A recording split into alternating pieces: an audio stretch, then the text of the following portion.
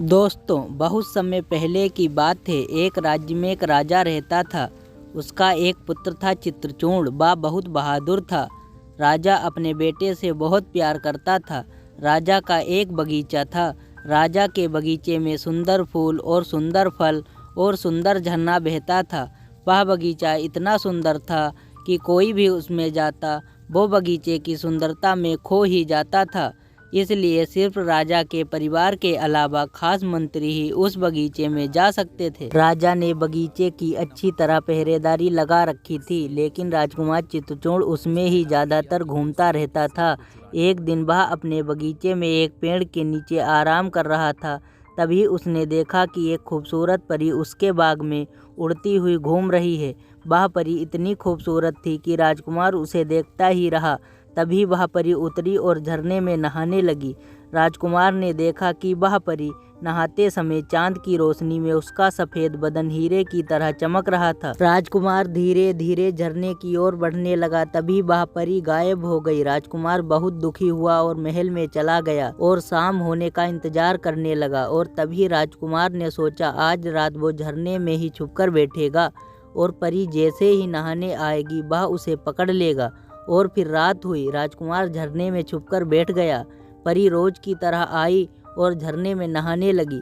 तभी राजकुमार ने परी का हाथ पकड़ लिया। तभी परी एक गुलाब में बदल गई। तभी वह दुखी होकर रोने लगा। तभी परी, जो गुलाब का फूल बन चुकी थी, उसने राजकुमार से कहा, अगर तुम अपनी गलती सुधारना चाहते हो तो तुम मुझे सोने की चिड़िया और सोने का घोड़ा लाकर दो, तो मैं पहले जैसी ही हो जाऊंगी। तभी राजकुमार ने कहा, सोने की चिड़िया और सोने का घोड़ा कहाँ मिलेगा? परी ने कहा, मुझे पता नहीं है राजकुमार, लेकिन मैंने एक बार अपने अब्बा जान से ये सुना था कि अगर कोई इंसान नापाक इरादे से परी को छुएगा तो परी एक गुलाब में बदल जाएगी और वह अपने असली रूप में तभी आएगी जब उसे सोने की चिड़िया और सोने का घोड़ा एक साथ उस गुलाब को देखेंगे तो वह परी अपने असली रूप में आ जाएगी। राजकुमार, क्या तुम सोने की चिड़िया और सोने का घोड़ा ला सकते हो? राजकुमार कहता है, मैं सोने की चिड़िया और सोने का घोड़ा तुम्हारे लिए ला सकता हूँ, लेकिन मेरी एक शर्त है कि तुम्हें मुझसे विवाह करना पड़ेगा। परी कहती है, ठीक है राजकुमार, अगर तुम सोने की चिड़िया और सोने का घोड़ा लेकर आओगे तो मैं तुमसे शादी जरूर करूंगी। राजकुमार परी से कहता है,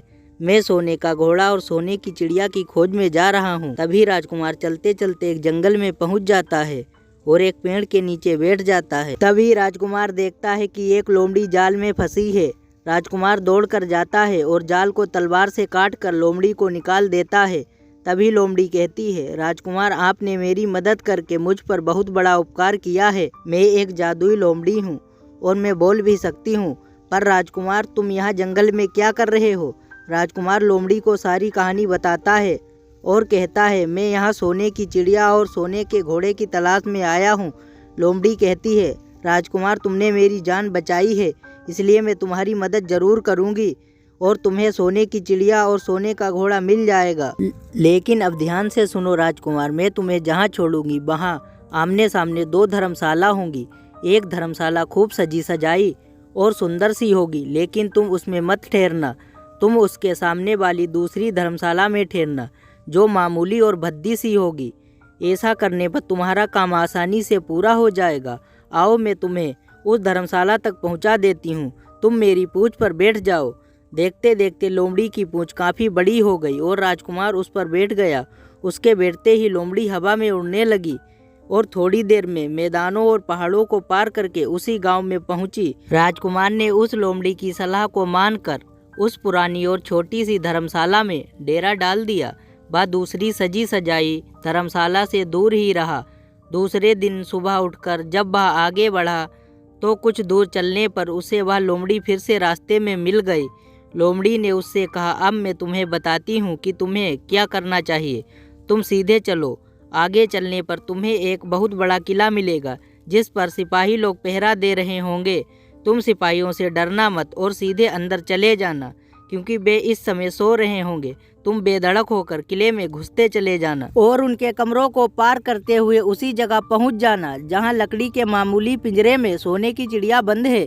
तुम चिड़िया को पिंजरे सहित बाहर ले आना। चिड़िया के पिंजरे के पास ही एक सुंदर सा सोने का पिंजरा भी रखा होगा। तुम भूल कर भी उस सोने की चिड़िया को उस पिंजरे में मत रखना। अगर तुम उसे लकड़ी के पिंजरे से निकाल कर चिड़िया को सोने के पिंजरे में रखने की कोशिश करोगे तो बाद में पछताओगे। ये कहकर लोमड़ी ने फिर से राजकुमार को अपनी पूंछ पर बिठाया और थोड़ी ही देर में उसे किले के पास पहुंचा दिया। राजकुमार ने किले के पास जाकर देखा तो सचमुच किले के पहरेदार सो रहे थे। वह बिना डरे सीधे महल में घुस गया और थोड़ी ही देर बाद उस कमरे में जा पहुंचा जहां सोने की चिड़िया एक पिंजरे में बैठी थी। सोने की चिड़िया इतनी सुंदर थी कि राजकुमार उसे देखता ही रह गया। वह उसको उठाकर लाने ही वाला था कि उसकी नज़र एक सुंदर पिंजरे पर पड़ी। वह पिंजरा बहुत ही सुंदर था और उसमें तरह तरह के कीमती पत्थर जड़े हुए थे। सोने की चिड़िया के लिए वही पिंजरा ठीक मालूम पड़ता था। राजकुमार लोमड़ी की बात भूल गया और उसने सोने की चिड़िया को लकड़ी के पिंजरे से निकालकर सोने के पिंजरे में बंद कर दिया। लेकिन नए पिंजरे में आते ही चिड़िया ने खूब जोर जोर से चिल्लाना शुरू कर दिया। राजकुमार पिंजरे को उठाकर बाहर भी नहीं निकल पाया था कि बहुत से सिपाही कमरे में घुस आए और उन्होंने राजकुमार को पकड़ लिया। और अब राजकुमार को अपनी भूल का पता चला। उसे याद आया कि उससे लोमड़ी ने क्या कहा था, लेकिन अब क्या हो सकता था। सिपाही उसे खींचते हुए राजा के पास ले गए। राजा के पूछने पर राजकुमार ने सारी बात राजा को बता दी। राजा बोला, तुम मेरे महल में चोरी करने के लिए घुसे थे। मैं तुम्हें माफ नहीं कर सकता। तुम्हें फांसी की सजा दी जाएगी, लेकिन मैं तुम्हें एक मौका देता हूँ।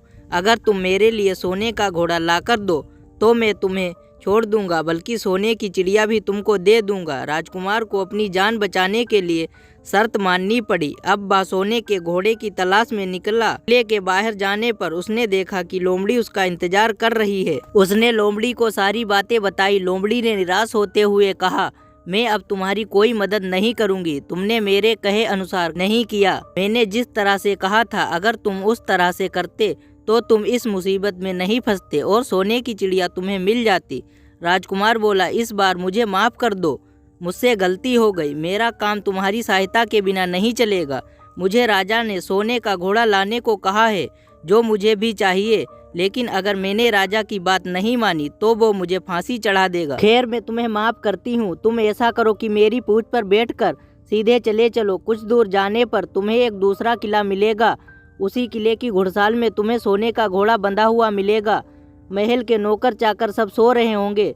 तुम चुपचाप जाना और घोड़े को खोल लेना। लेकिन एक बात याद रखना, वहाँ पास ही घोड़े के कसने की 2 जीनें रखी होंगी। उसमें एक तो पुराने चमड़े की जीन होगी और दूसरी सोने की जीन होगी। तुम सोने की जीन को छूना भी मत और उस घोड़े को पुरानी चमड़े की जीन से कसकर सवार हो जाना और उसे दौड़ाते हुए किले के बाहर चले आना।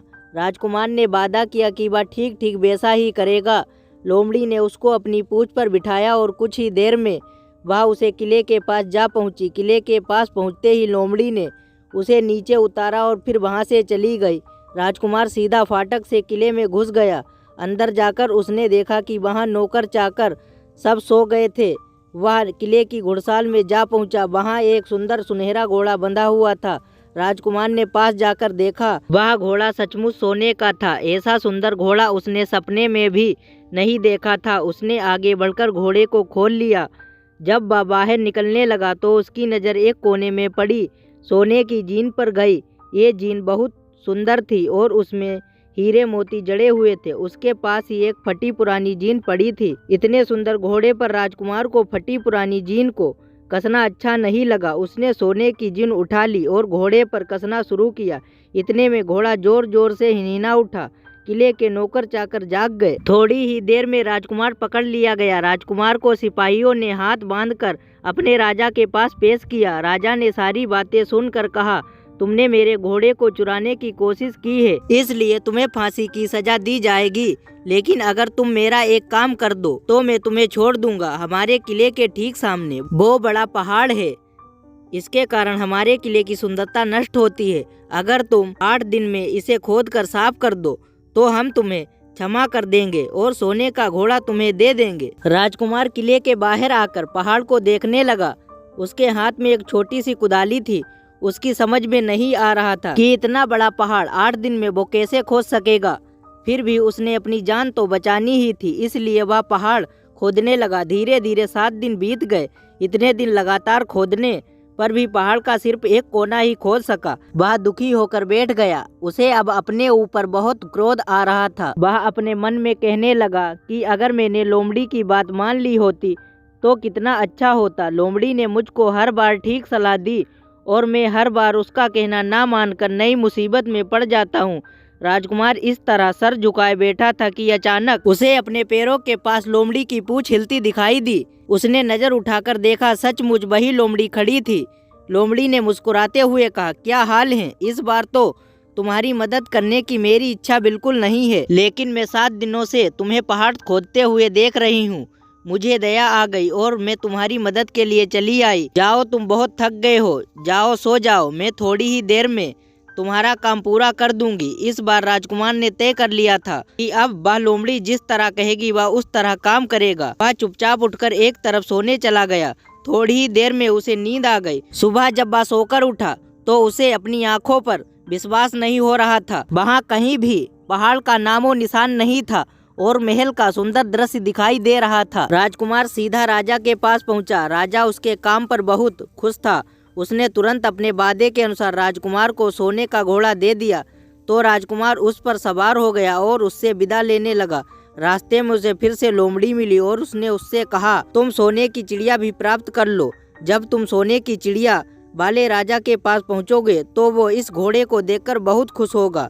तुम उससे कहना कि पहले सोने की चिड़िया का पिंजरा तुम मेरे हाथ में दे दो तो मैं ये सोने का घोड़ा तुमको दे दूंगा। जब वह पिंजरा तुम्हारे पास लाए तो तुम पिंजरा उसके हाथ से छीन लेना और घोड़े को दौड़ा देना। इस तरह सोने की चिड़िया तुमको मिल जाएगी और कोई तुमको पकड़ नहीं पाएगा। इस बार राजकुमार ने वैसा ही किया। वह राजा के पास पहुंचा तो राजा ने सोने की चिड़िया का पिंजरा उसके हाथ में दे दिया तो उसने पिंजरा लिया और राजा के लात मार दी और देखते ही देखते सोने का घोड़ा हवा से बातें करने लगा। कुछ दूर चलने पर लोमड़ी उसे मिली तो राजकुमार ने उससे कहा, तुमने मेरी बड़ी मदद की है। तुम्हारी वजह से न सिर्फ मुझे सोने की चिड़िया मिली और सोने का घोड़ा भी मुझे मिल गया। बताओ मैं तुम्हें क्या इनाम दूं? तभी लोमड़ी ने राजकुमार से कहा, तुमने मेरी जान बचाई है, मुझे भी तुम्हारी मदद तो करनी ही थी। मुझे कोई इनाम नहीं चाहिए। राजकुमार, अब मैं अपने घर जंगल में जा रही हूँ, तुम भी अपने राज्य लौट जाओ। राजकुमार ने लोमड़ी से विदा ली और अपने राज्य लौट आया और शाम होने का इंतजार करने लगा। जैसे ही शाम हुई राजकुमार अपने बाग में सोने का घोड़ा और सोने की चिड़िया लेकर पहुंच गया जहां परी गुलाब का फूल बनी पड़ी थी। राजकुमार ने घोड़ा और सोने की चिड़िया को जैसे ही एक साथ गुलाब के फूल से स्पर्श कराया, गुलाब का फूल एक सुंदर परी में बदल गई और परी ने जैसा कि राजकुमार से वादा किया था कि अगर राजकुमार सोने का घोड़ा और सोने की चिड़िया लाकर उसको अपने असली रूप में लाएगा तो वह उससे शादी करेगी। और वादे के अनुसार परी ने उससे शादी की और दोनों खुशी खुशी रहने लगे।